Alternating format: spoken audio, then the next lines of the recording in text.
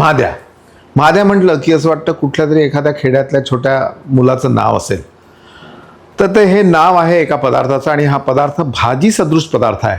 ज्यावेळी भाज्या कधी उपलब्ध नसतात घरी तर अचानक कोणी पाहुणे आल्यानंतर हा पदार्थ बनवा, मजा येईल. सातारा सांगलीकडला हा पदार्थ आहे आणि अप्रतिम असा लागतो. चला सुरुवात करू. तुम्ही कधी मला असं वाटतं बनवलंही असेल किंवा खाल्ला असेल. मी सुद्धा बनवला आहे, पण तो सतत वेगवेगळ्या पद्धतीने बनवावा असा वाटतो. यामध्ये तेल,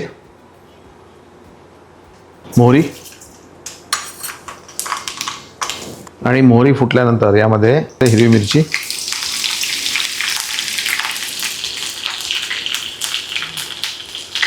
हिरवी मिरची छान तळल्यासारखी झाल्यानंतर मात्र यामध्ये आपण टाकू बारीक चिरलेला कांदा.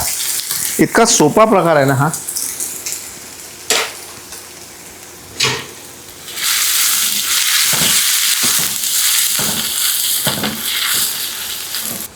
तमालपत्र आणि यामध्ये साधारण वाटीभर भाजलेले शेंगदाणे असे जाडसर कुटून घालायचे आहेत आपल्याला.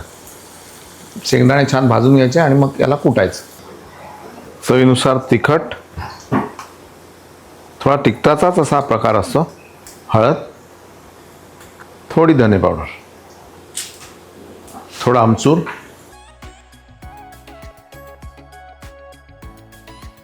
नंतर यामध्ये जाडसर कुटलेले शेंगदाणे.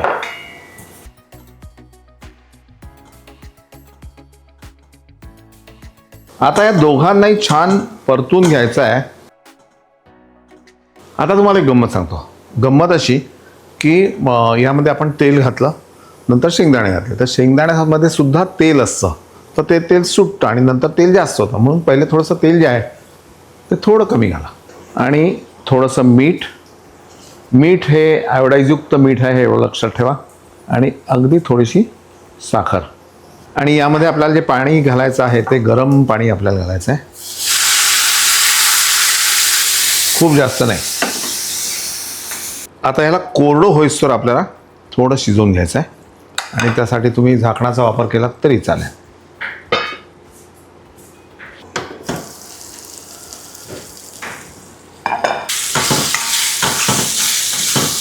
आणि यामध्ये भरपूर बारीक चिरलेली कोथिंबीर,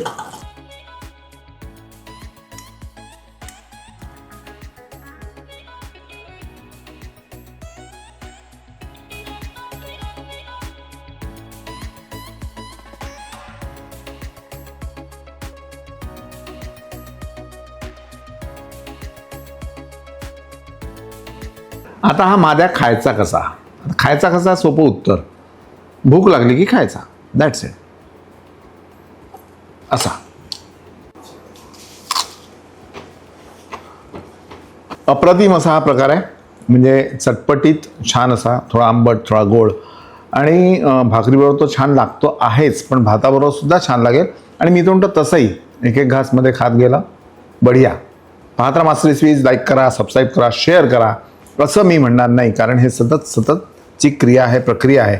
आणि जर माझा रेसिपी, माझा पदार्थ जर छान असेल तर तुम्ही कराल, मला गॅरंटी आहे. पाहत राहा. नमस्कार.